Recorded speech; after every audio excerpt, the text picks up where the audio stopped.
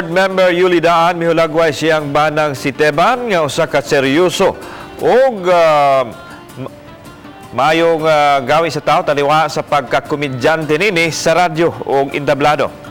Si Luan Mirondina sa iyang report. Karong adlaw, gidana sa Social Hall sa Capitol ang patayng lawas ni Talisay City Councilor o kanhi Provincial Board Teban Daan. Tungod kay holiday, menos pa ang nakabisita og sayo sa iyang haya. Ang iyang asawang si Board Member Yoli Daan o pipila ka mga staff nila sa konseho og sanggunian ang anaa. Matod ni Board Yoli, daw midat og kaniya ang kalibutan dihang namatay si Teban. Gani nakahuna-huna siya nga muhunong na sa politika. Si Teban man ang nagiya kaniya nga musulod sa politika. Busa daw nawad-an usab siya og determinasyon sa pagpadayon. Diha si Dr. Pick Inglim, diha pa ko undang na ko dok, di na jud ko. Ang doktor ayaw ipadayon ang imong kay ikaw may gibinlan ni Teban siyang ligasiya. Ngano mo undang man ka? Ipadayon na.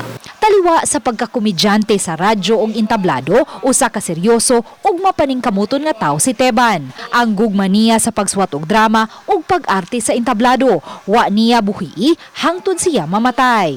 Kinibisan pa man sa advice sa iyang doktor nga biyaan na ang politika og drama, human siya gabalik-balik sa hospital sa nakalabayng mga buwan. Ingon ako dok, di man ko stress sa politika kay moadto ko session og nay meeting.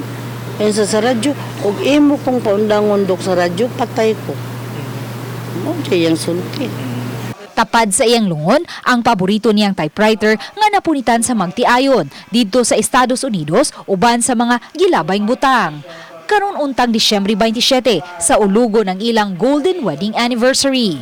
Ganiha, may bisita usab sa haya ang pipila ka mga avid fans ni Teban nga gikan pa sa nagkadiyang dapit sa Sugbo. Taga-Karkar man me. Nakaadto na siya sa Monsignor Kamumot. Last da ito na ko niya nga niduol jud ko niya ba. Nga ako siyang gilamano nga ako idol jud kan ako giingnan.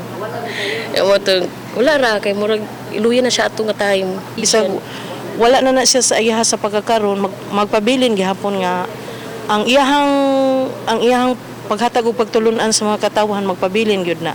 Uban ni Renan Quiñones, Luan Mirondina, Balitang Bisdak.